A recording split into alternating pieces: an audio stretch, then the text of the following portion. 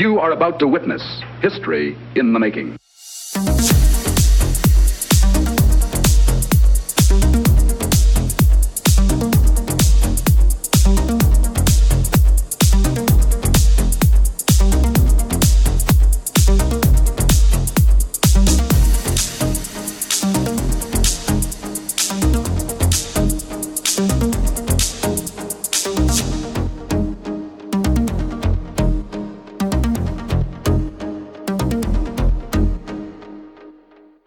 Hi guys, it's Pop Culture Gamers podcast for this evening, and I know Hayden will be in a rush to finish tonight because he's bought himself a new TV, so he wants to play. So yes, I have. How you doing, mate? You all right? Yeah, I'm not too bad, thanks, Steve. Good. Did you almost forget which podcast you're on again? I did nearly. Yeah, you know what? It's funny.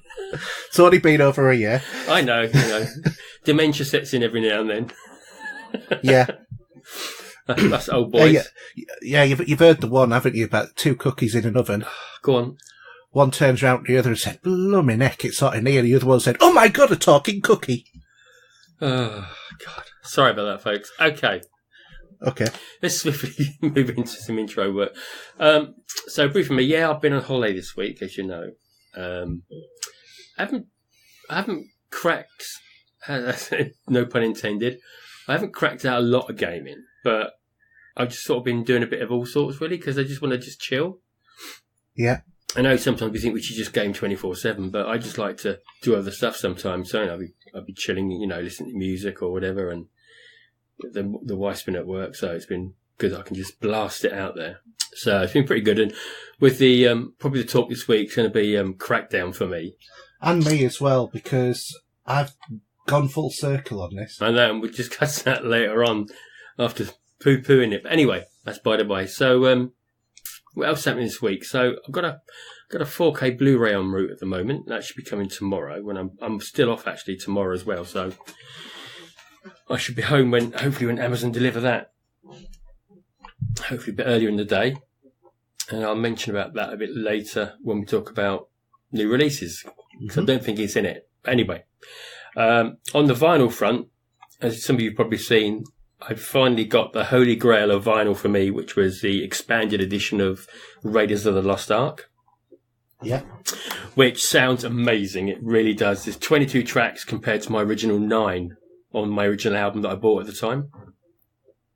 So there's a lot more music in there. And it's on 2 albums and it's bolder grey colour, like the boulder from the beginning of the movie. Mm-hmm. So that's pretty cool. They Live turned up as well this week from John Carpenter, which was a new pressing from Mondo. Oh, that wasn't your Blu-ray then? Because I thought, when I saw it in the notes, I thought you bought it on Blu-ray. No, I've already got that. I thought you had. Yeah. No, this is Mondo's first pressing. Well, I said there's been a pressing by Death Waltz as well, which I do have, but it's a lovely idea of a gatefold with the glasses look on the album cover. And It's just pretty cool. And I'll probably post a couple of pictures of that at some point on Twitter. So I haven't actually played that yet, which I hope to do probably tomorrow. So that's really about it. Done a bit of Destiny as well, which I'll briefly talk about. Other than that, well, we did a bit of Destiny together, didn't we? Oh yeah, briefly, yeah. You remember? Well, for 2 days. Yeah. Briefly, yeah. So we're about 5 or 6 hours. I know, it's stupid, isn't it? Yeah. It is considering a little payback. Yeah. We. Anyway, so you got more to talk about me. Do you want to mention about the Game Blast? Thank you, yeah. Do you want to mention that? Yeah, sure. So I've been trying to figure out what games people will be interested in watching me play during Game Blast, which I mentioned last week, which is the annual event for the special effects charity, who is a gamers charity that what it does is it does assessments and provides equipment for people with disabilities. So I'm doing a sponsored weekend of streaming. I've already got some sponsors already, even though I haven't even started yet, which is really good. And I'm trying to hopefully raise 500 quid to be honest, it doesn't matter if it ends up being a tenner because it's all going to a good cause anyway. Yeah, every bit helps, doesn't it? Every bit helps, but anybody who would like to contribute, there is a good Just Giving page which will be in the show notes, but it's just basically justgiving.com/fundraising/popculturegamers. So, in terms of the games, the 22nd is a pretty important release because it's Anthem. So I thought I'd kick things off at 7 o'clock on the Friday with Anthem. And then I think we're hopefully going to try and do Destiny 2 at 10 o'clock. Yeah, that shouldn't be a problem. Yeah. So that's it for day one. On the 23rd, which is a Saturday, I'm looking at doing Far Cry New Dawn from 1 o'clock and then Anthem again from 3. I'll then do some Assassin's Creed Odyssey at 7 and then Destiny again at 10 o'clock. And then on the Sunday, hopefully at about 10 o'clock in the morning, I'll do Ace Combat 7 Skies Unknown. Yeah. At 1, Middle-earth Shadow of War. At 3 o'clock, Just Cause 4. And then, if we can get things working, we're going to do a live podcast. Yes, this will be interesting. It will be, because we might not be able to get it working, but hopefully we will be able to. Yeah, I think we've got an alternative way of doing this anyway, so... Yeah. Well, worst comes to the worst, we can do it through Skype, can't we? And or Google Hangout even. Or Google Hangout, something like that. Something that we know works. So, yeah, a few different things there, I think. So I'm trying to keep it as wide-ranging and interesting as what I can, and doing a little bit of a mixture of single-player games and multiplayer, so if anybody also wants to come along and join in, they can. If anybody's interested and, from our community and wants to do the raid on the Saturday and Sunday night, probably thinking about the first raid in the Forsaken pack, then please come along and, help us out on that. And especially if you've got experience of getting through the raid, because neither of us have done it. No, I've done, I think, about two, I think I've done the first section. I tried doing the first section on my own. You can't. I know you can't. It's very difficult. You got to defend also, as well as collect the poles that are in the ground. Yes, in you those have different locations. So yeah, you have. So yeah, if we can get enough people, so I know that there are people in the We Are Gamers community as well who like playing that. I'm thinking about Gavin in particular. If he wants to join us and do the raid as well, that'd be quite good. Or do as far as we can, let's put it that way. Well, if you exit the raid, you go back in where you got to, don't you? If the person who is the lead does it. Yeah, sure, that's right, yeah. Yeah. So, I was just thinking, actually, because I know we could probably talk this brief. I haven't touched on it yet. When we chat about Crackdown later, is the multiplayer. Yeah. And they've got the Wrecking Zone, haven't they? Yes, which I've had a look at that. It's basically what we thought the whole game would have been, but it isn't. But we'll talk about that later. But the Wrecking Zone is you can destruct the buildings when you're playing like 6v6. Yeah. So that, I don't know, if you want to squeeze it in one evening, maybe, I don't know, depending on how you get on with what you've got in your plan. Well, yeah, I mean, if, people turn around and say, rather than doing that, why not come and play Crackdown or do something else? I'm more than happy to be flexible as long as I've got the games and as long as it's something that's reasonably enjoyable to do. Yeah. So, yeah, it's just a thought. I just sort of mention it now because I had a little look online at some of the footage and how it plays out. Yeah. So it looks like it could be good fun. Well, we could try it. No harm in trying it. Yeah, because there's some easy achievements there as well, apparently. Does it have separate achievements for the multiplayer? I think it does, because it's like do you remember how you download it? It's like 2 different games. Yeah, it's different one. Yeah. I mean, to be honest, I think that's a good idea, to be fair.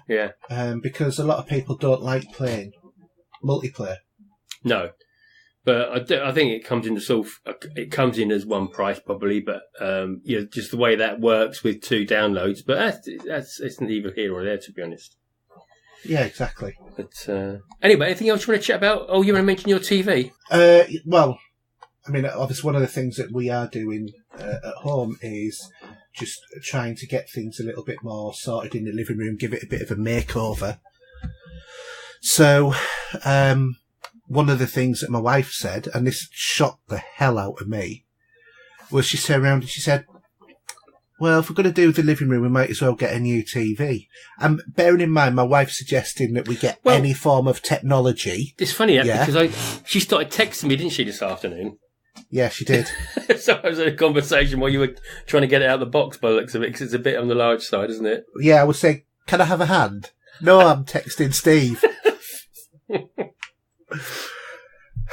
But you haven't got the magic remote then? No, it didn't come with it. That's a shame. It just came with a standard remote. Yeah. But to be honest, I'm not too bothered, to be honest. I can navigate my way around it because the operating system's exactly the same as my man cave TV. But unfortunately now, I've got the unfortunate thing of I don't have the largest TV in the house now. No, you're not the only guy in the village anymore. But no, my wife turned around, she said, oh, it's too big. I mean, what you should do is you should swap your one in your room and move that one out there. Funnily enough, that was my suggestion. What'd you say to that? She said, oh, will you? Yeah. I don't know where the heck I'm going to put it, but I will. But yeah, so, I mean, in terms of our sort of like living room, we have like the fireplace in the middle of the west wall. And then there's like the normal alcoves that you get both sides of it. And this TV fills the alcove where the TV was going to go. Yeah. And it's like, I like the TV there. My wife likes it in the bay window that we've got. You see, it's difficult. I hate the way rooms are sometimes, when you move into a house and whatever you got there. Yeah. And the first thing people think of, well, most men anyway, not women maybe, is where's the TV going to go? Yeah. And when you've got a fireplace, which is normally the centrepiece of any lounge, it's... I would argue that there's something that goes before that, which is, what is the optimal position for the speakers for surround sound relative to the TV? Well, it's all going to... Well, yeah, to be honest, more than anything, that the TV and the speakers is one little scenario. If you're going to put 5.1 in that room... Yeah. It's difficult to manage. If you've got like a box square room and it's easy, like one of my old houses did, it was great. In this room here where I am now, which I've got the 5.1 in here, I had to put them in the best position I could, but then what the amp did when I put the microphone down, it goes through a scenario and picks up the speakers, does some noise tests, so it works out how the sound should sound, even with a setup as it is. Yeah. Which is pretty cool because I've got the centre speaker and the left-hand speaker quite close together. There's nothing I could do about that. And then further around the corner is the rear speaker, which are at the back. But what is great about the amp is the amp will actually sort all that out for you. Right. Well, I mean, in terms of where we were going to go, we've had the TV in 2 positions. It's either being in this alcove next to where the fire is, or it's been in the bay window. Now the thing is, though, do you use the fire? No, never. Right. So go and get a sledgehammer. I want to do that, but she won't let me. I know. Well, can't. Yeah, shame you can't put it in front of it, really, can you? But she won't have that, will she? No, she wouldn't. It depends if that's the centre spot of the room, isn't it? It is a centre spot of the room, but she won't have it. But anyway, what about mounting it above the fireplace if you don't use the fireplace? We had that sort of conversation, but we got a massive mirror, and she said, "Well, where am I going to put my mirror?" And it's sort of like in the bedroom. Yeah, that might be a good idea. So, but anyway, the argument about it going in front of the in the bay window has completely gone out of the window. It's too big. It won't fit. Yeah, so it has to go where I want it to go. What about light reflections as well? Oh, you don't get light reflections because it's a north-facing room. Oh, okay. It's not too bad then. Yeah. Marvellous. Yeah, so I'm looking forward to it. Actually, it's going to work out really well because what I'm going to be doing is I'm actually going to be taking to bits my hi-fi. Because I've had, the hi-fi I've got, it's a separate system. The amp was one of the first 300 Dolby Digital amps that came out, 5.1 digital amps that came out. It was back in the days of Laserdisc. God, that's an old one. Yeah. Yeah, it is. But for ages, my wife's had like our wedding picture stacked on top of the record player. And then on top of that, there has been, Adam's, Wii U and his Switch charger, docking station. Yeah. So I've not been able to use a record player. So now we're going to move the amp and the record player over to the other side, other alcove, and put it there. So that means I can start to use the hi-fi again. But what I'm going to do, because I'm only going to be playing records, I'm going to put away 2 of the speakers.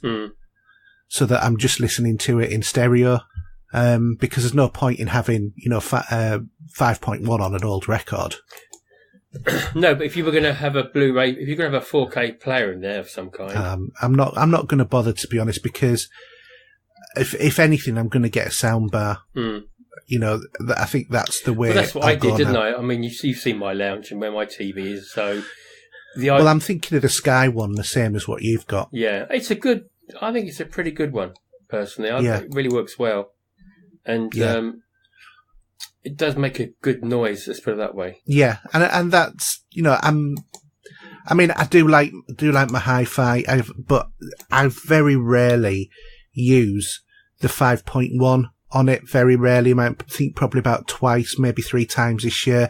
And because of where the sofa is and everything else, you don't get the proper feeling of 5.1 because they're not placed optimally, because I can't put them where they would be because she won't let me. Do you know what I mean? So it's sort of like, it's a bit pointless having it. So I'm even thinking about changing my amp to just having like I used to have a Pioneer A400 amp, see what their version of that one was, because I like the sound from that. Yeah. No, I mean, it shouldn't be too bad. We can not talk about it now, but we can have a chat about it later if you're online. But yeah, there's many options you can do with that. So yeah. Yeah, but I've decided I'm not using my surround sound the way it should be. So there's not. I just go back to having it for playing music, and that's it. Yeah. Okay. Anything else? No, that's it. Right. Should we swiftly move on? Yep. To the news. No longer a dream, but a reality.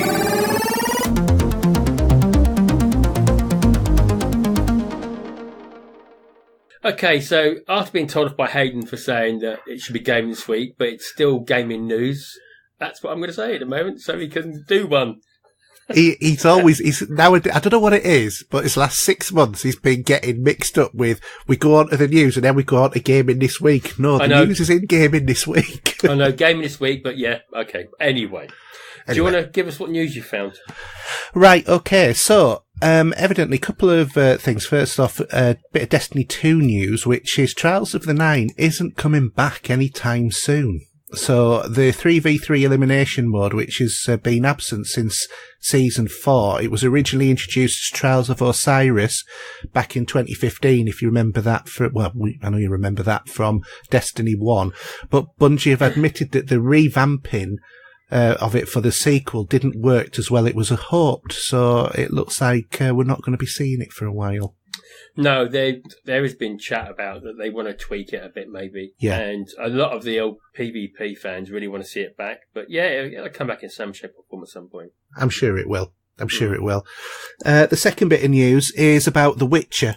And we don't often bring you like actual desktop gaming news very often, but this comes in under gaming this week. The creators of the Witcher tabletop role-playing game have released a streamlined version or are going to release a streamlined version for free. The easy mode freebie will be basically a short booklet of about 27-page rule book that introduces players to the rule set and provides both pre-generated characters and an adventure that you can get straight into. So that's on the 15th of June. So I know that a lot of our listeners actually do like doing desktop gaming. So there you go. Yeah, cool. Okay, if we move on to new releases, do you want to start off and I'll do the charts? Okay, so new releases this week. There is Steins Gate Elite on the PS4 and the Switch, and that's on the 19th of the 2nd. Then we have, at the end of the week, Anthem on PS4, Xbox One and PC. We have Aragami Shadow Edition on the Switch on the 22nd of the 2nd. Death End Request on the PS4, and Fate Extella Link on the PS4, Switch, Vita, and the PC. Okay, just one big standout there, obviously, which would be Anthem. Yeah. I should give it 10 hours at least, anyway. Well, I'll be streaming it, so, as a matter of fact, if you're free when when I'm streaming it, if you want to pop on and we can have a crack at the co-op as well. Yeah, give it a go. Because at the moment, I want to give this a go and just wait for some of these prices to come down, to be honest, because there's too many games, it's too expensive.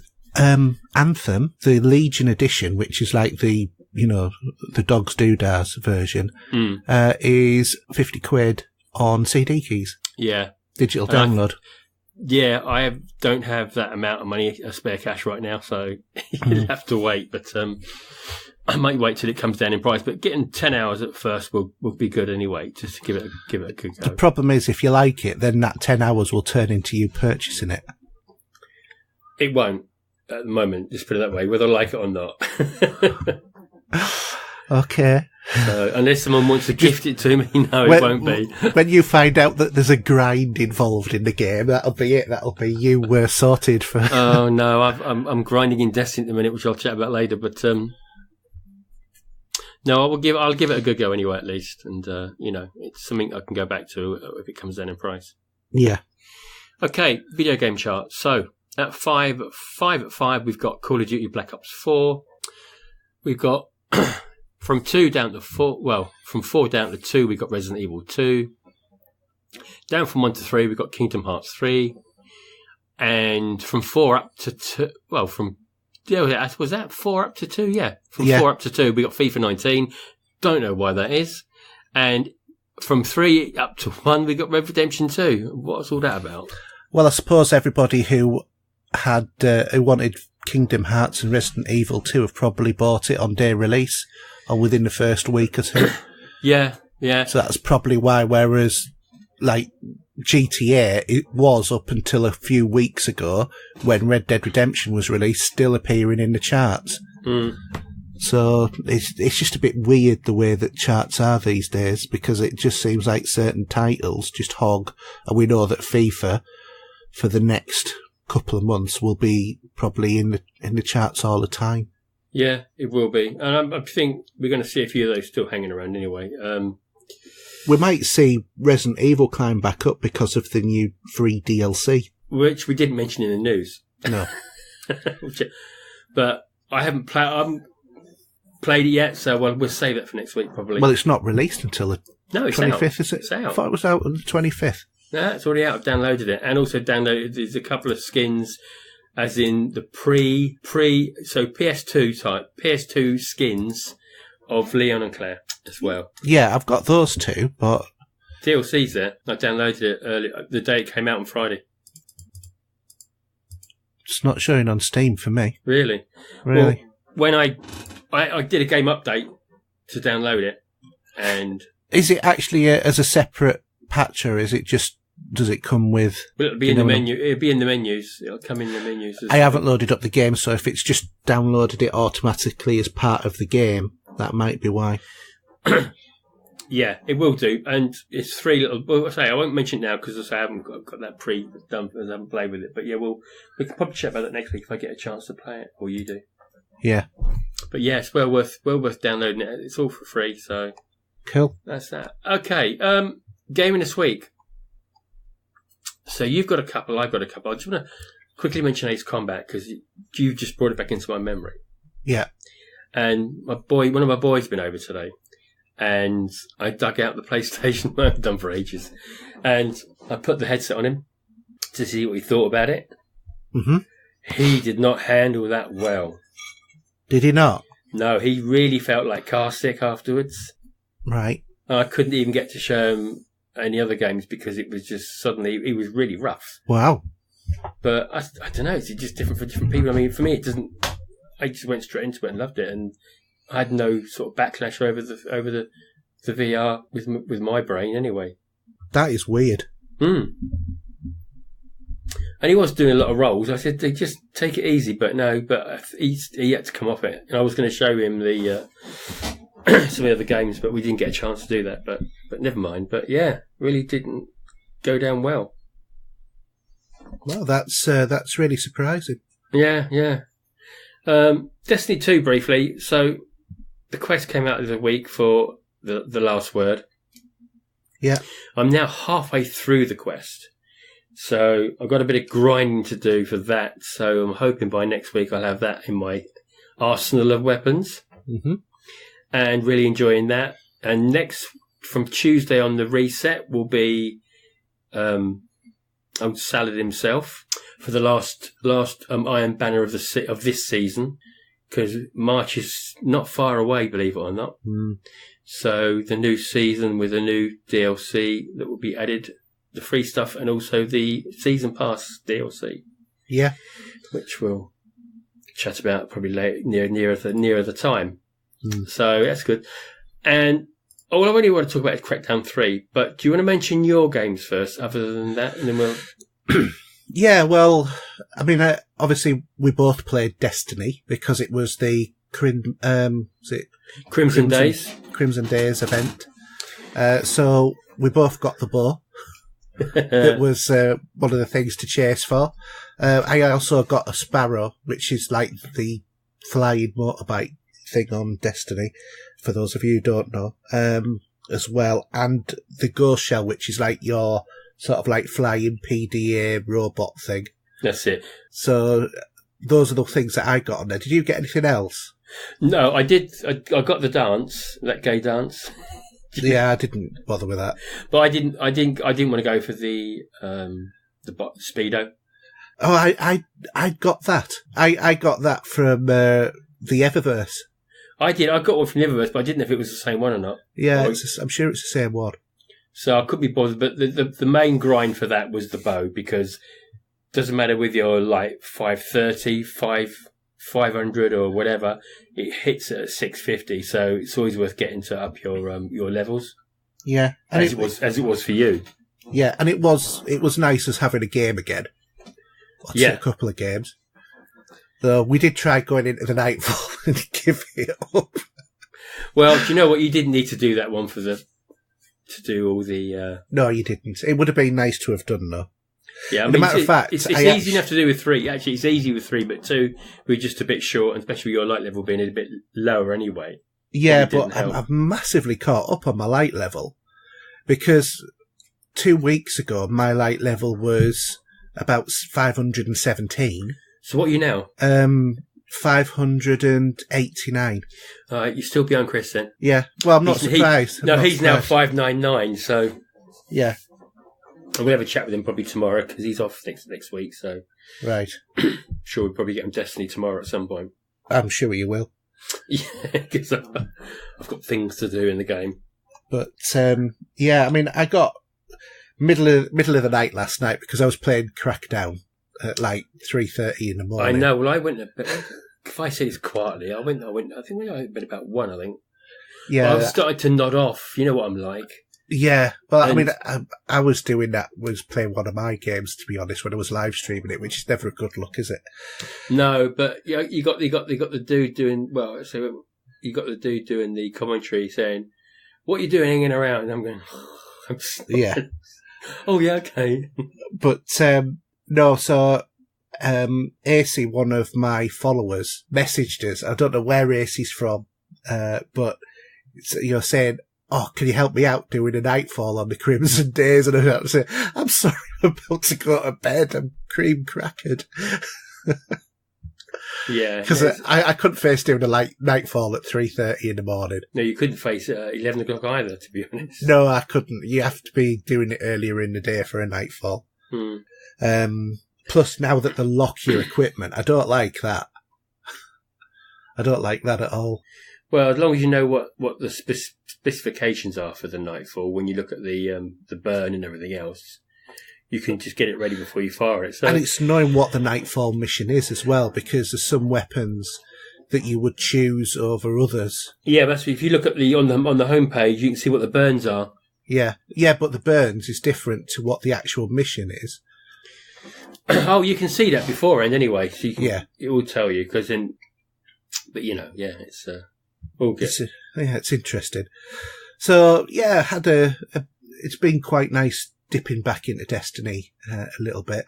Another one that I played was a Ratalica Game Studios game, which it's only like $3.99, but it's a puzzle game that basically you move dials. There's maths things to solve and flicking switches and stuff like that. The idea is that you're a sort of like hacker, and you have to hack these boxes that are there to open them up, or to make them functional. There's 36 levels to complete. It's a bit of a diversion, shall we say, more than anything else, but there's not a lot to it, not really worth it. But for $3.99, you're not losing a lot either. No, of course you're not. No.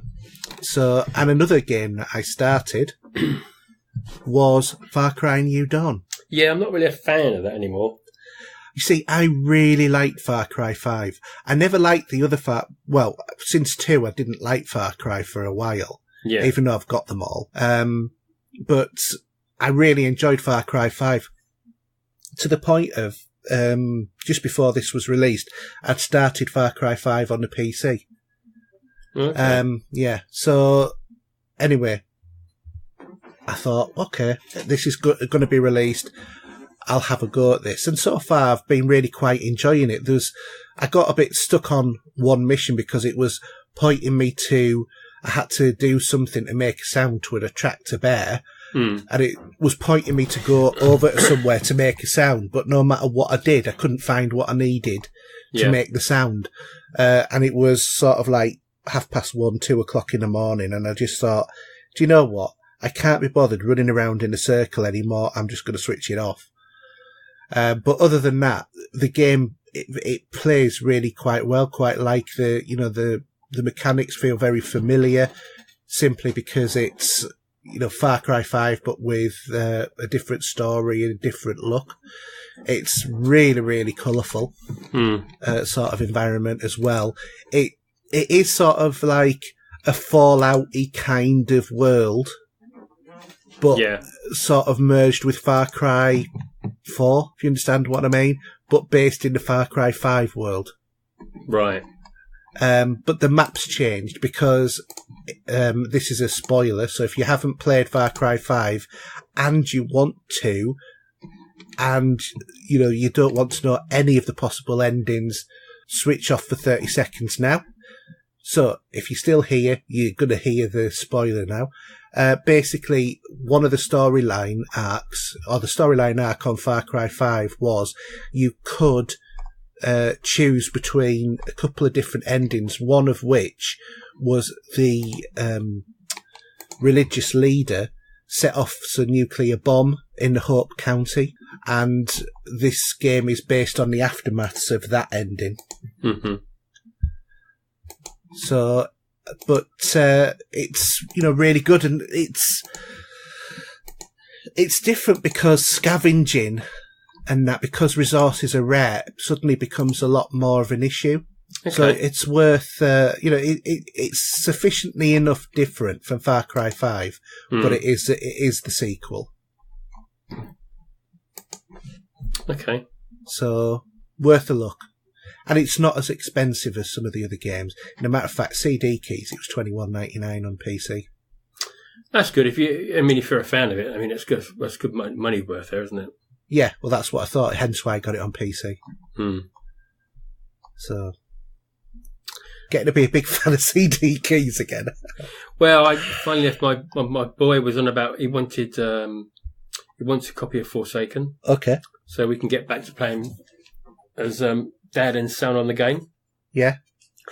And he kept saying, it's still a little bit expensive. I said, well, if you go to CD Keys, you can get it for $23.99. And is that Forsaken with the season pass? No, that's with, he's already got the season pass, so it's always with the other DLC, which he's already got. No, Plus, I mean this year's season pass. No, it's not with the season pass out. That's just Forsaken on its own.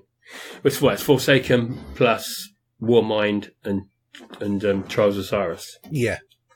But he said, I've already got this. But don't worry about it. That's the cheapest you're going to get. It'll overwrite that, so it's not an issue. It'll just add Forsaken onto your disc, onto your, what you got. So I think he's going to do that anyway.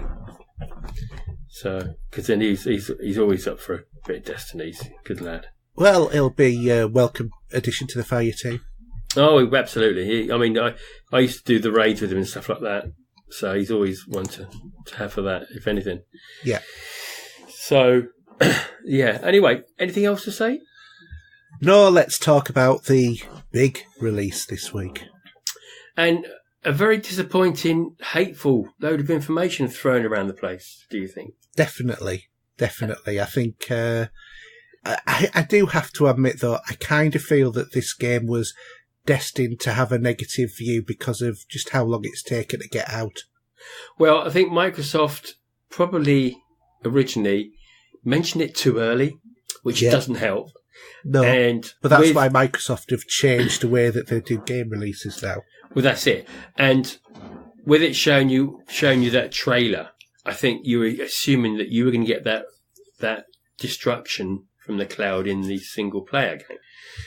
Yeah. Now that is. I never thought that because I felt I was always quite clear that was multiplayer only.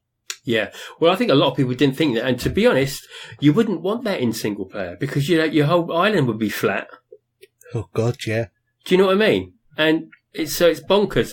And I just found a few different YouTubers whining and saying this is a rubbish game, you shouldn't support it, and I don't understand these people. I really don't. Well, you look at a lot of the big releases where they've had a poorer time, like Unity, Assassin's Creed. Yeah. That's actually a good game. It had problems at the start, which they patched. Look at No Man's Sky.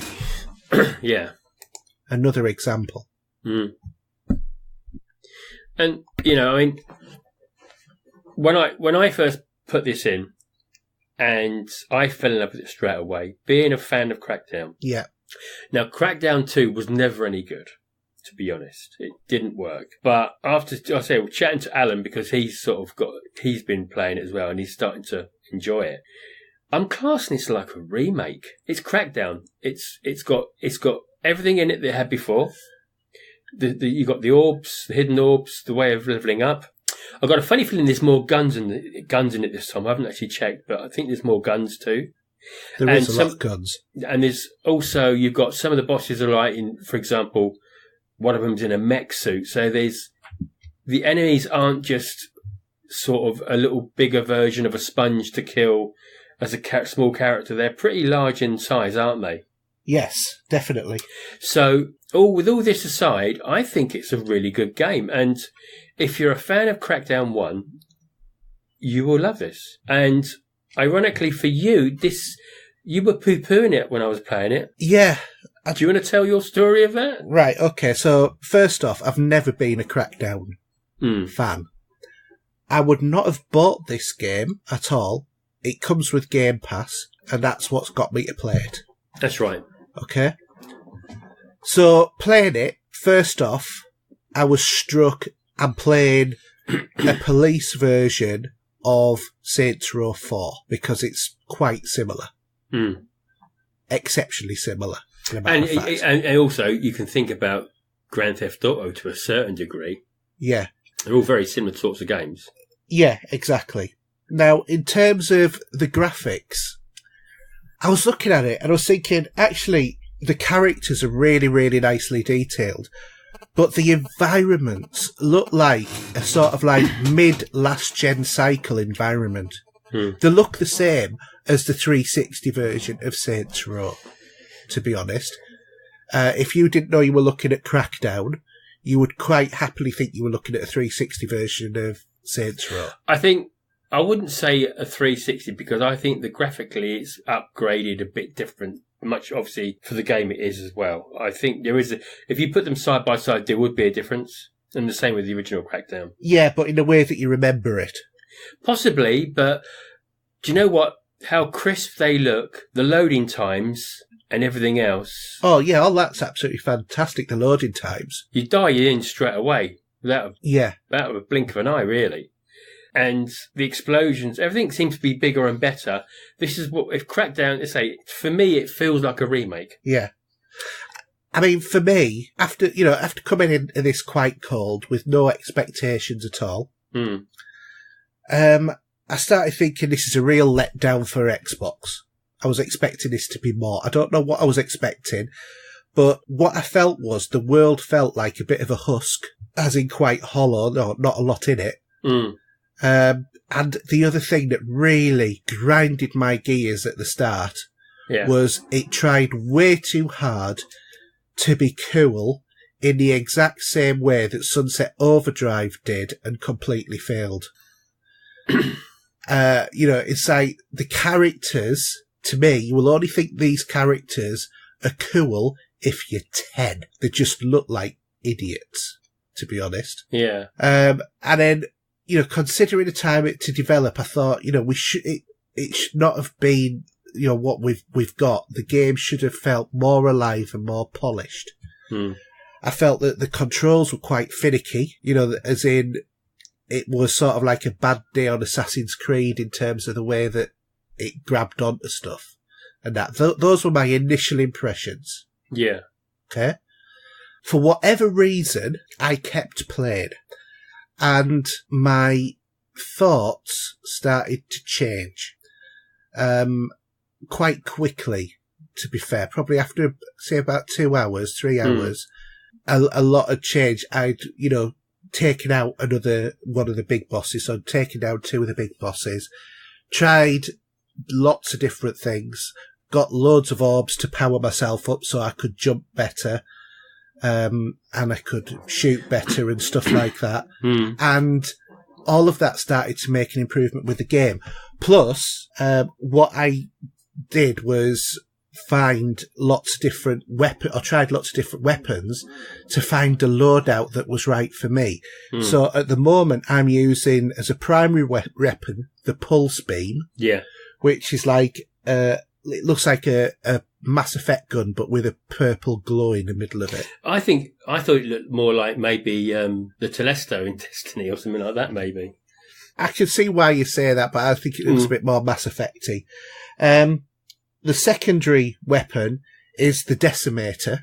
Now that's a cool weapon because you hold down the firing button and what it does is it picks out targets up until about 16 of them. And then when you let go, it just sends out a volley to all of its targets. And there's actually an achievement attached to that. And I think it's a rare achievement as well, or it was when it pinged for me. Yeah, I might give it a go later. Yeah. And then my tertiary weapon is the homing rocket, because that one, there's either that or else there's like a homing grenade launcher. So you're rocking 2 rocket launchers, basically. Basically, yeah. But for most of the stuff, for most of the enemies, apart from the big guys, I'm using the pulse beam because that just cuts through them like a hot knife through butter. Also vehicles as well, don't you know? It really does. Vehicles, everything. The only thing is you have to be relatively close. Because it's not one that you can do from a long way off. No, because there are sniper rifles and stuff like that, but I like getting up close and personal in it. Oh god, yeah. And you got also I used to use the liquid that's coming from the mines. Yes. And you got that on a backpack, like a with a weapon. And if you go close, you can just melt them with acid with that as well. Yeah, but that doesn't work on metal. No. But so yeah. But it's so fun. This is the point. It is when you get to that point, when you start to get some of the good weapons, and also your alert state is a lot higher, and then you also start inflicting masses more damage. And once all of that starts to come in, the campaign is actually great fun. It's like Just Cause 3. Well, this is what I was thinking when I was chatting to yourself and I was talking to Alan as well, and I was saying how much I was really enjoying it, and we both at the time were thinking, yeah, well, no, and I'm thinking, well, this is probably just like a Just Cause game, but for me, I'm not keen on Just Cause. But maybe I need to check it out at some point. Well, you should have Just Cause 3 free on either PlayStation or Xbox anyway. So, because I think it's been free on both. I don't know. I'd have to check out. But I'm just thoroughly enjoying this game again. Yeah. And for people that are a bit close-minded and start to say this is rubbish, well, I'm sorry. They don't know what they're talking about. I really don't.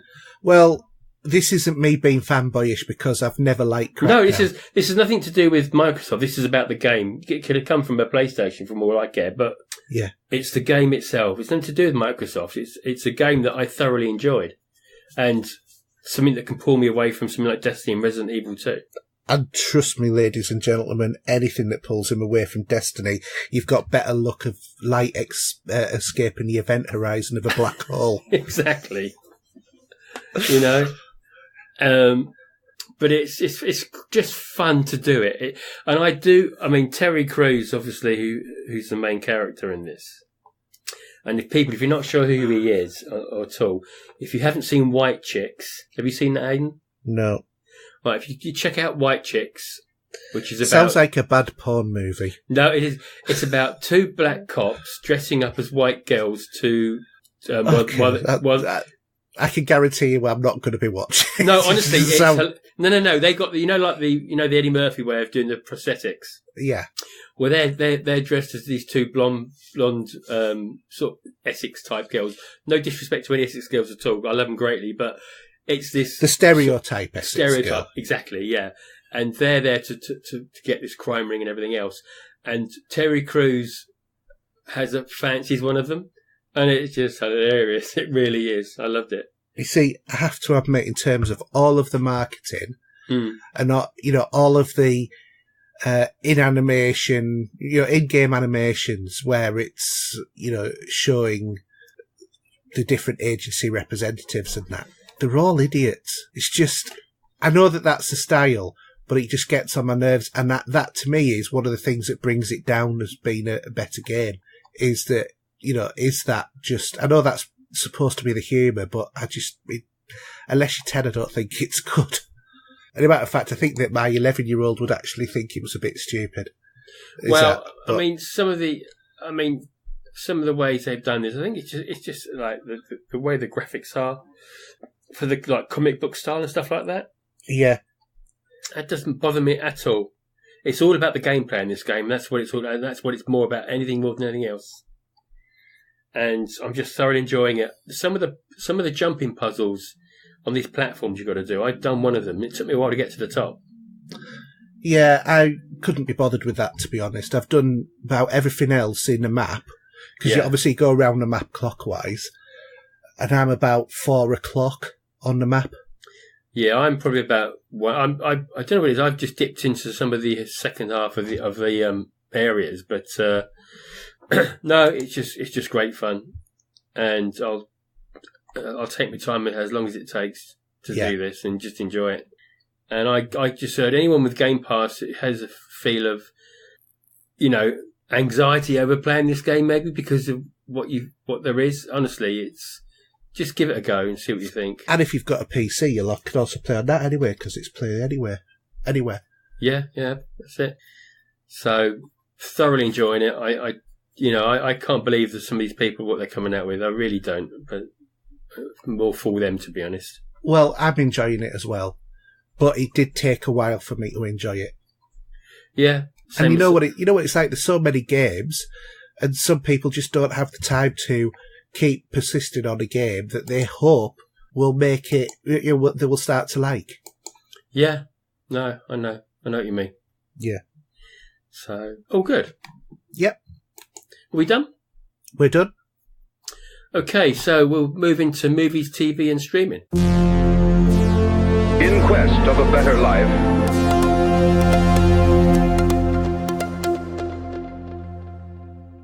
Okay, so we'll start with the news. And Hayden, what have you got for us in the news section here? Well, bit of news about Game of Thrones Season 8, which is going to be the last season. Not too much, but just to say that the return to Westeros will be on the 8th of April for the final season. Westeros for the 8th season will be on the 15th of April, rather. And there will be 6 episodes. Evidently, the episodes are about an hour long in actual episode, not in... they will be broadcast over an hour. Yeah. So probably an hour and a half on Sky. Well, yeah, if you could post, you can throw in some adverts and bits and pieces. Yeah. But I'm really looking forward to this. Yeah, it's one of your go-tos, isn't it? Well, it is now, but it wasn't before season 6. I came in way late on the party on this, and people maligned last season.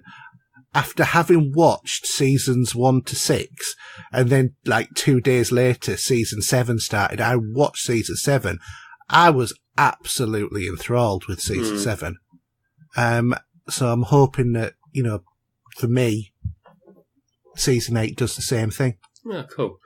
Yeah, I might, once it's all done and dusted, I may go back to this at some point. Well, considering how many episodes are out, you might as well start now and work your way right the way through, because by the time you get to the end, season 8 will have either be still continue, or just about to continue, be continuing, or have finished ages ago. There's a lot of episodes. Yeah. Interesting. Yeah. Okay, so I'll do Blu-ray, you can do cinema. Okay. What we got for February?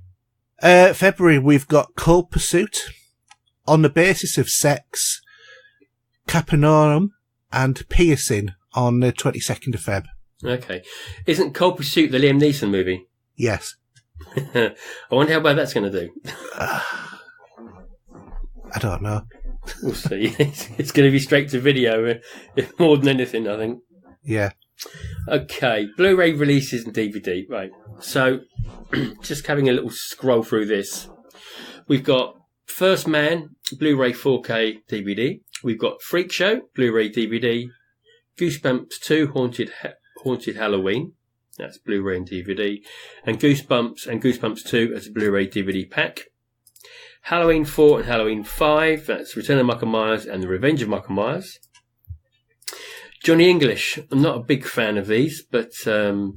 See, I like the Johnny English movies, but I'm a big Rowan Atkinson fan. Oh yeah, I'm a Rowan Atkinson fan, but they do make me cringe a little bit. But yeah, so we got Johnny English Strikes Again, and also we got the 3 movie collection as well, Blu-ray DVD. And my DVD, my Blu-ray 4K that's being released tomorrow is not on the list. Do you know what that is? Nope. It is the 4K remastered restoration of John Carpenter's The Prince of Darkness. So, are you sure it's being released tomorrow? Yes, because Amazon is shipping it. Fair enough. It's been on pre-order for about 3 weeks now. It did come out when the other movies came out a little while ago. Yeah. That when we're talking about The Fog, They Live, and Escape from New York, they all came out within a brief, short time, didn't they? Yeah. And Prince of Darkness was released as a Blu-ray, just a single disc. Mm-hmm. And what I'm getting will be the equivalent to the Escape from New York, The Fog, and They Live. Yeah. I've just got the Escape from New York on 4K. You have, yeah. So this one again will have the remaster. It will have the soundtrack and there'll be some cards. I think it's 3 discs, aren't they, in those box sets? There's the Blu-ray 4K and the soundtrack. Yeah. And they got some printed cards as well and stuff like that. Don't they have the digital code as well? Don't think so. We talked about the loss of Ultraviolet the other day anyway, didn't we? So who cares? They Yeah. got the disc. So yeah, so I'll have all 4 then, because that's just the 4 releases that are being remastered. Yeah. So looking forward to that. Okay, cinema charts. Cinema charts, we have at number 5, Glass. At number 4, Green Book. At number 3, How to Train Your Dragon, The Hidden World. At number 2, Alita, Battle Angel. And at number 1, Everything is Awesome because it's the Lego Movie 2. Yes. I'm not sure about that, to be honest. I'm quite looking forward to taking my son to see it, to be honest. All I really want to see is Alita, Battle Angel, actually. That's really what I want to see. I can't make my mind up whether or not that's going to be good or awful. Well, the reviews are pretty good. We shall see, because you don't always have to agree with reviews. Well, talking about certain people buying Blu-rays, I don't know, really, honestly. We know are rubbish, but they still buy them. Allegedly know that they're rubbish. Don't they, Hayden?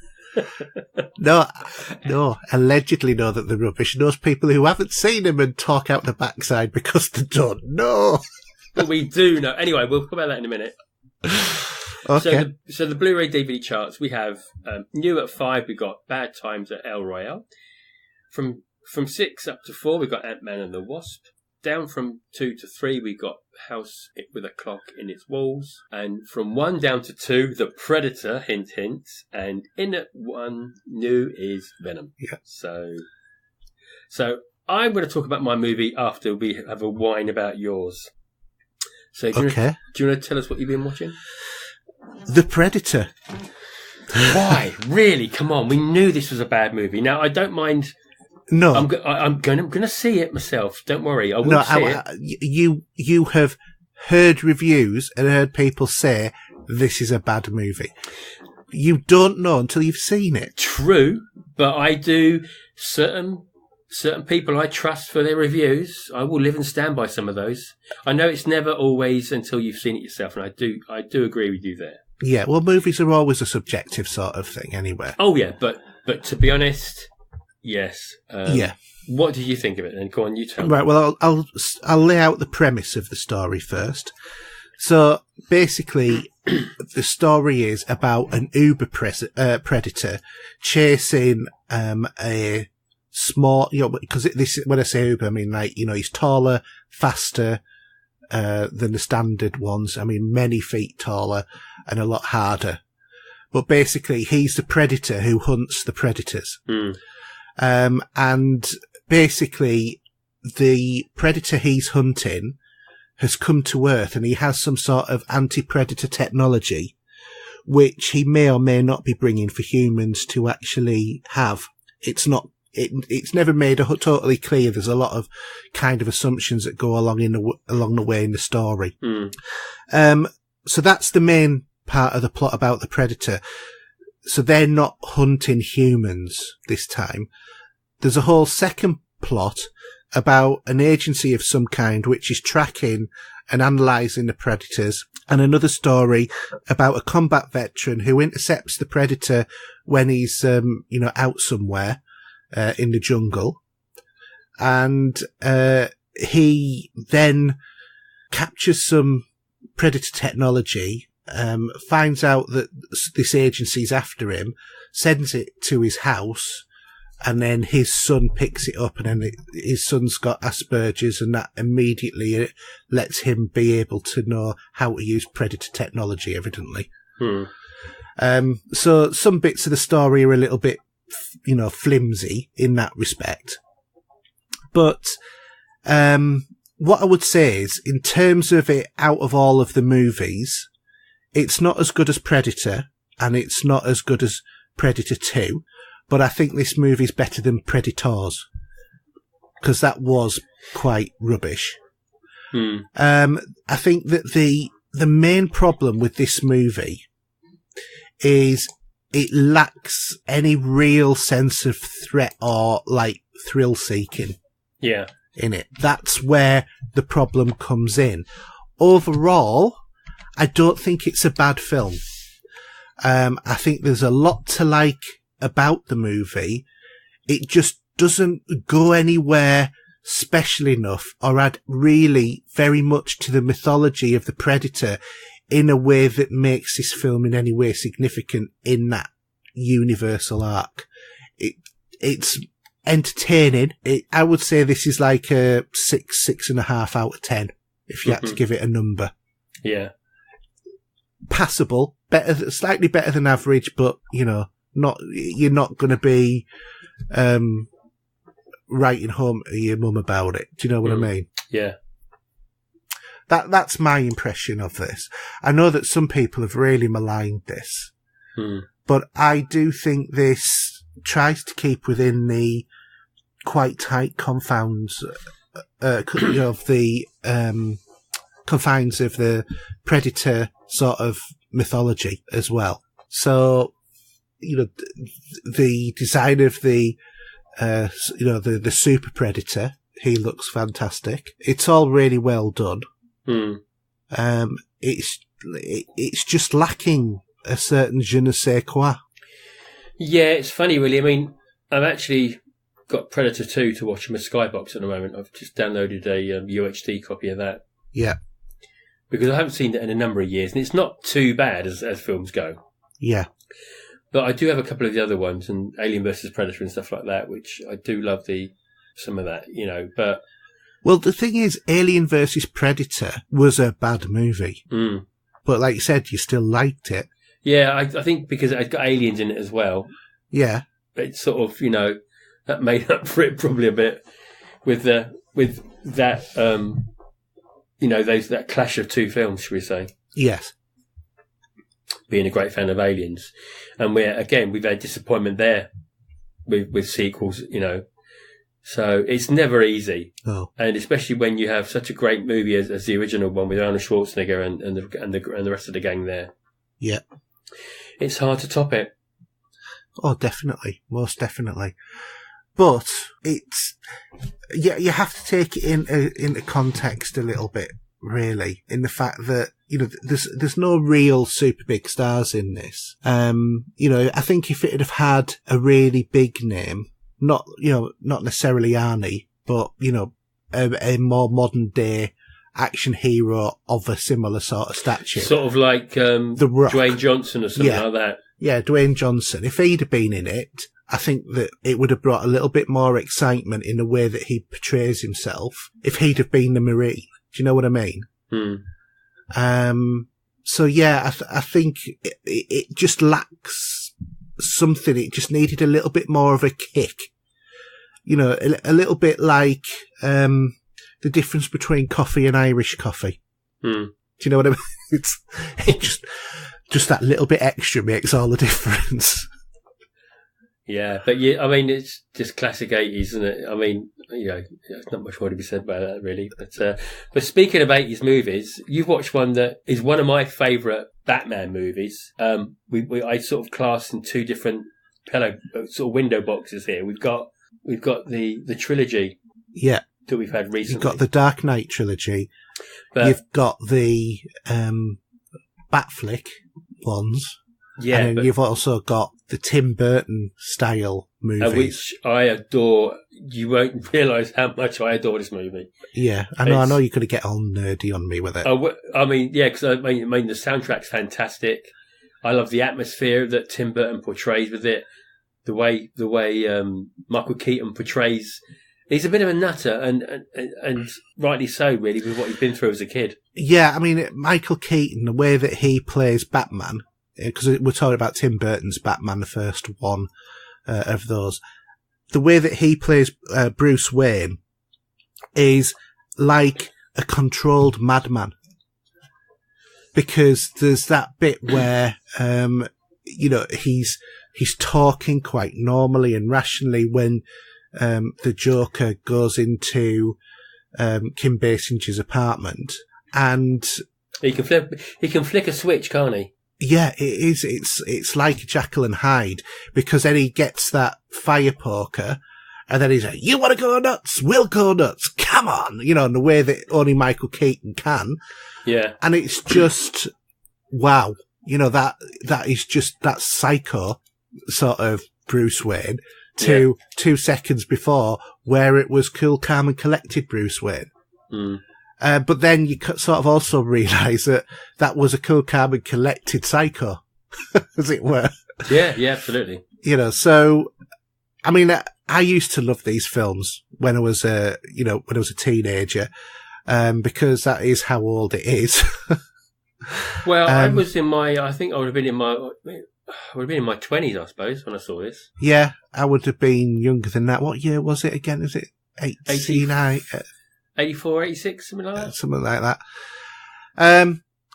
So anyway, like I said, I used to love this. This has got an all-star cast with Jack Nicholson, Michael Keaton, Kim Basinger, and Billy D. Williams, because he played Harvey Dent. That's right, Two-Face. So he would have ended up being if he'd hang around a bit longer. Yeah, but when it came to Excuse me.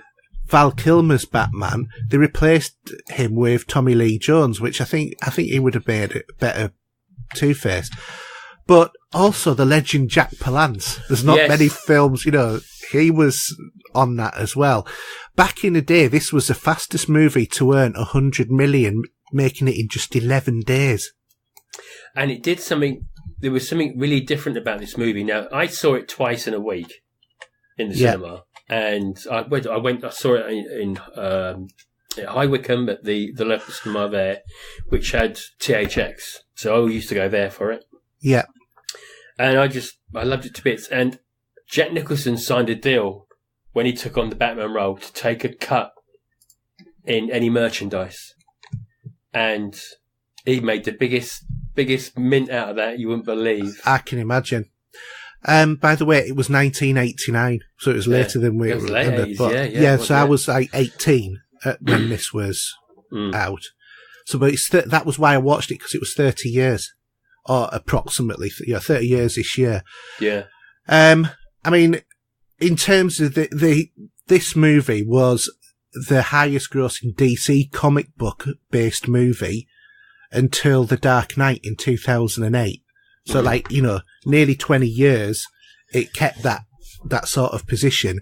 And a lot of the movie owes itself to Alan Moore and Brian Bolland's The Killing Joke and Frank Miller's The Dark Knight Returns, in terms of the Batman sort of comics.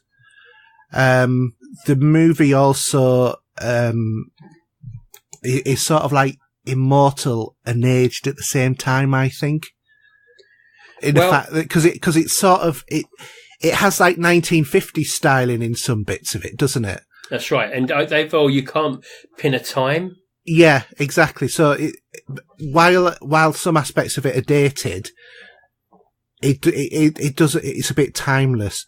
The other thing as well is, it adopts the Robin Hood origin story for the Joker about Batman dropping, the Joker into the Axis chemicals, which resulted in becoming the Joker. Well, yeah, it gave him the face, didn't it, from the acid?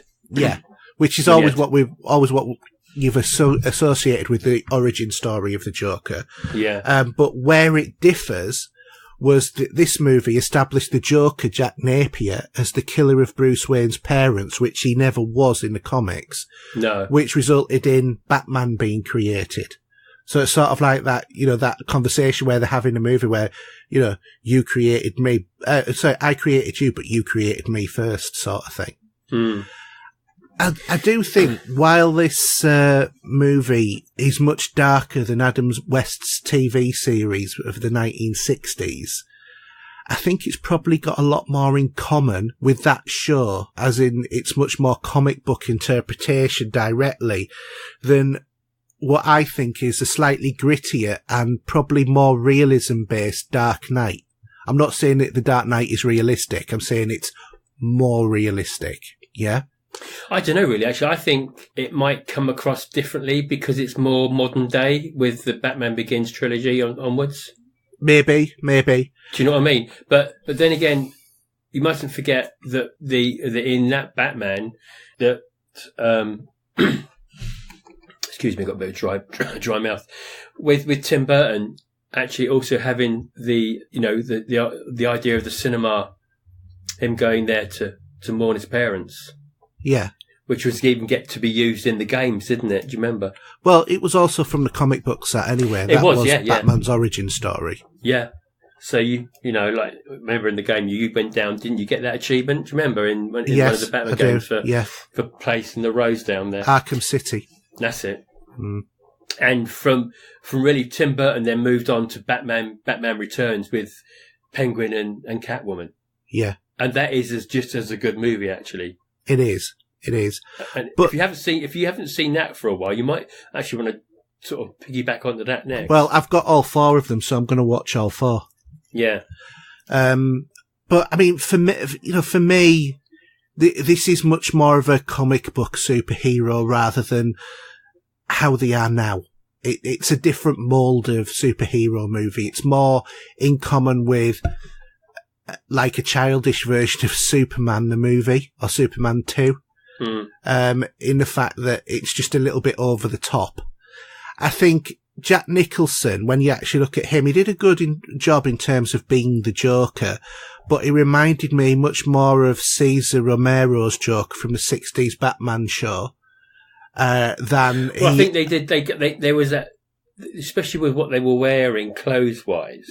No, I was thinking more the voice and the way that he laughed and stuff like that. The way that he portrayed. I think they got that right for the vintage side because of the makeup and all of it, really. To be honest, with the colours they were using in that to the way that the same colours that were in Adam West Batman. Yeah, whereas I think Heath Ledger's Joker from The Dark Knight was it was from a very dark place, obviously, because it led poor Heath Ledger to commit suicide. But yeah, so it's quite interesting seeing a very big difference in in portrayal of the Joker. I also, like I said before about Billy D. Williams, I think it's such a shame that he didn't reprise his role as Harvey Dent, Two-Face, in Batman Forever. I would have liked to have seen him take on that role because I remembered him being in the movies, but I didn't remember what character he played. And as soon as he said Harvey, I thought, hang on a minute, why is he playing, Harvey Dent? And then I thought, they must obviously substituted him for Tommy Lee Jones, but there you go. Such is life. If Tim Burton had done that film, I think Tim Burton would have probably put him in the role.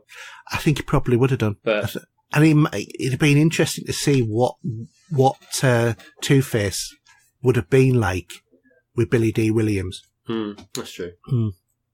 Anyway, a great movie. It's a classic. It's 30 years old.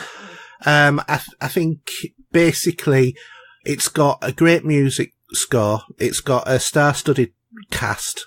And even if it hasn't arguably weathered quite as well as some other movies from the 80s, like Back to the Future, as I think that's probably because we're now more attuned to the Marvel MCU sort of type of movie, which this is a very different style. This is much more realistic to the comic rather than realistic to the world. Yeah, maybe. I think it's something to do with the way that Disney have changed the perception of superhero movies and how they're interpreted. But nevertheless, I think it made a lot of money. Actually, the budget for the movie was $35 million. Wasn't it the 66th highest grossing movie of all time or something? Maybe. Opening weekend in the US was over 40 million. It may be. So the budget was 35. Opening weekend in the US was 40.5 million. Yeah. And the worldwide grossing was 411 million. It's not bad, is it? No. Well, it was the quickest movie to reach 100 million at its time. Yeah. I remember actually when before it came out, the advertisement for this was everywhere. Yeah. The Batman logo. I mean, obviously Prince did a single as well. Yeah, and then however many years later when you had George Clooney, you had Seal doing the soundtrack. Or the main song. Well, it was... No, that was Val Kilmer, wasn't it, Batman Forever? Yeah, it wasn't based... Well, the soundtrack as such isn't, because there was a Prince album called Batman, which was probably music expired, but there was a couple of tracks that were used in the film and the single and that was released. But yeah, no, it's great. It really is. I love it to death. So, all good. Yeah. Anything else? No, do you want to tell us about your movie? Okay, so... Out April last year came a film called Truth or Dare. Mm-hmm. Now this is made by the Blumhouse production company. Right. So they've done recently. There was the Halloween movie, for example. Yeah. And also the one we were talking about last week, which was the Happy Death Day. Yeah. So that's the company.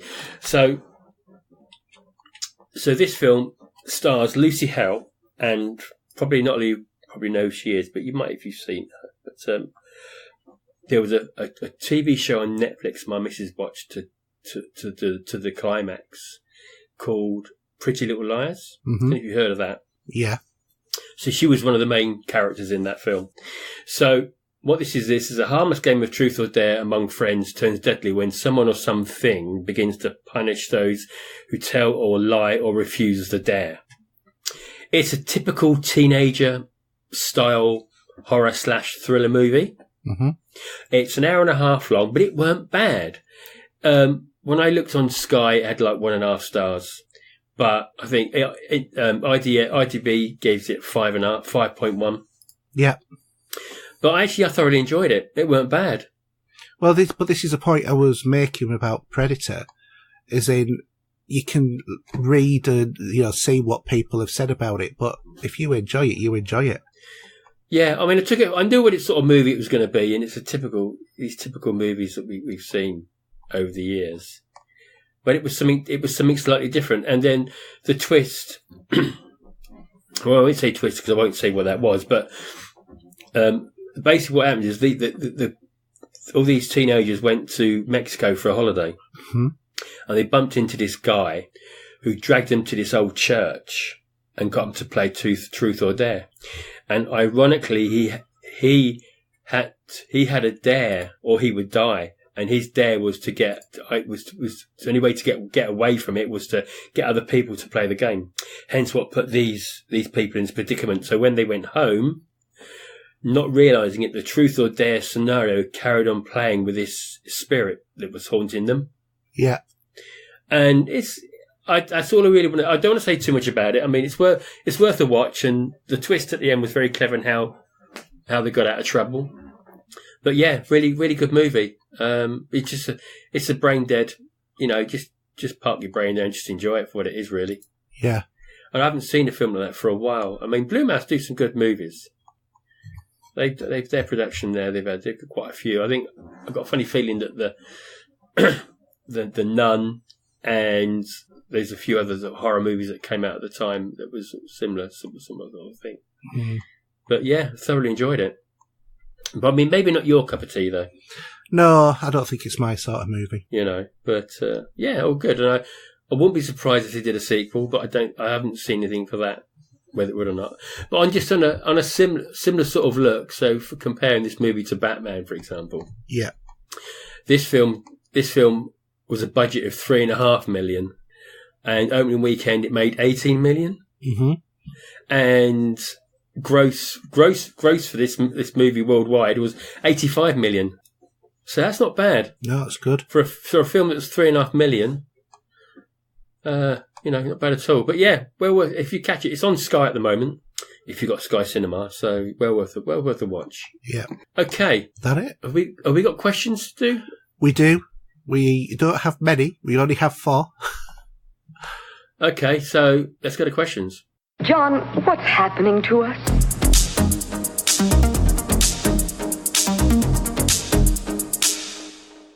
Okay, so we'll start with Mark as usual. He's got a couple of questions for us. The first one is, what was the last game you wished you hadn't bought? I'll let you answer that one first. The last game I wish I hadn't bought. I'm not too sure, because I'm sure that there's been some recently that I wish I hadn't bought, but the one that always goes through my mind is Fallout 4. I'm just getting bored of saying Fallout 4 for negative things nowadays. Well, I was wondering when you were going to say this. Yeah. I know the last game that I detested passionately, so much so I actually got a refund from Microsoft, was Cuphead. Mm. Okay. I hated that game. It's not easy, is it? No, there's a difference between a hard game and a game that is deliberately designed to demoralise you and have no enjoyment. And that game was the latter. I'll be happy playing hard games. I'm not happy playing games where it is just bereft of anything for any reason to play it. Yeah. And that game, it was just...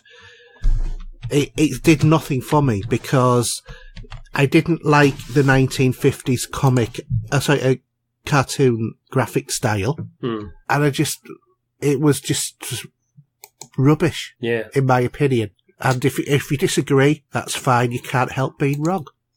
No, we are what we are. Do you know what I mean? Yeah. You see, I'm going to go back to 2016, and even though I got this not in beta mode, it would be while it was in production. Is this We Happy Few? Yes, it is. I knew you were going to say that. You were really an upset bunny about that, weren't you? I was so upset because I was so thinking this was going to be what it was. We had temper tantrums and everything. I did. I literally did throw my toys out the pram with this. And I've played a little bit of it, and it's not too bad. Yeah, maybe I'll go back. I don't know. I just felt really let down with this one. You felt like you were sold something that it wasn't. Yeah, I did. Yeah. And I think a lot of other people, and I'm not sure how well it's done. It actually got released in August 2018. Yeah. But I did play this way before that with on a production style game being projected and seeing the build go as it did, and then it went a bit pear shaped again. Yeah.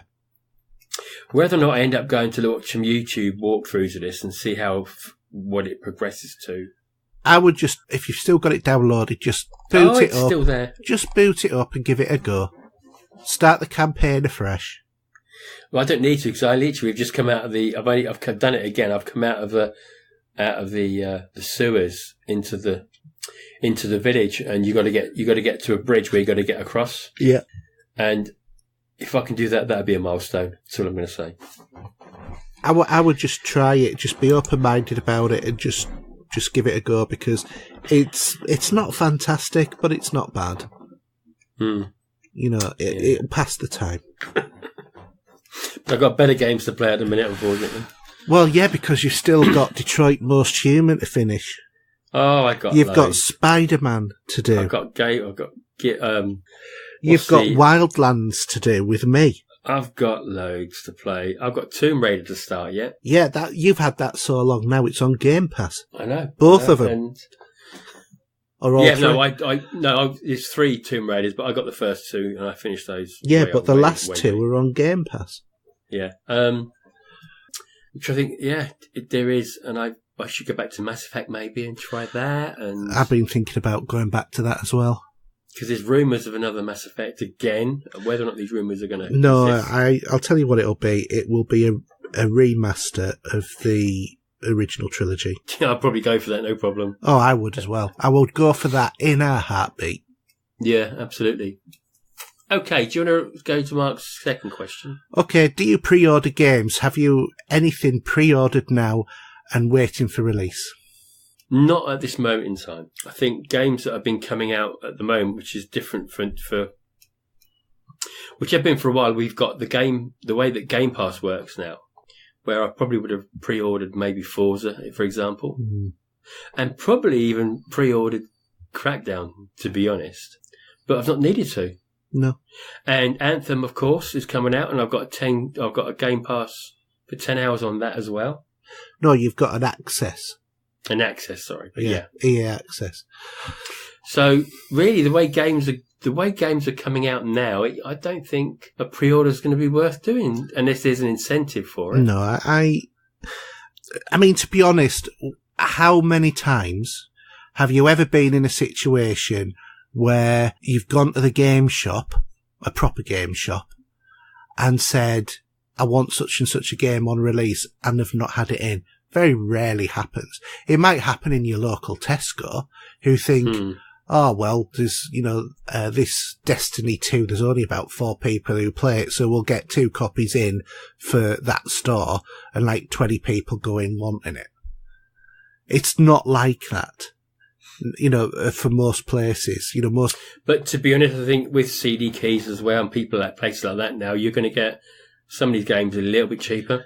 Well, yeah, I mean, I've got the Legion edition of Anthem, which is 80 quid in the store for 50. Yeah. That's true. Yeah. It's a big, big difference. Mm. Not that there's a season pass, evidently, on Anthem. No, we'll see how that game pans out. I'll be interested to see a load of reviews for this as they go. I mean, I've been seeing some of the YouTubers have been getting a lot of time with this. I've heard a lot of good things, but evidently there are some glitches. Mm. But there's still time for them to, release a day one patch. I mean, I'm not too fussed if I'm behind in this game and get it later. You might not be until you start playing it, and then whatever the equivalent of their light level is, and you're light number 3, and I'm at 600. Well, I mean, yeah, who knows? But then there's other games that have now got up their game, should we say, because these are going to be competitors for them. Yeah. So, yeah, it'd be interesting. Definitely. Okay, if we move on to Facebook. Now, really, I think I'm going to sit back for a bit here. So, because really, I can go home. Do you know? You are at home. Now I can walk. I could go back and sit with the missus now because the show's for you to finish off. Okay, so Michael Edwards is asking about Far Cry. Excited? ? Yes, it was pre-ordered. Does that answer your question? I mean, we've already talked about Far Cry so far. I haven't played loads of it. No. But it was a pre-order. Granted, a couple of days beforehand, because I was just keeping my eye on CD keys. Yeah. So, yeah, I think it's a good thing that they're going into this sort of mode where they're doing a sequel to a Far Cry game. Mm. And I think that it gives you a bit more of a continuity in terms of the story. And evidently this game isn't only limited to Hope County. You can actually take a helicopter to other places, which are slightly smaller contained maps. Okay, interesting. Yeah.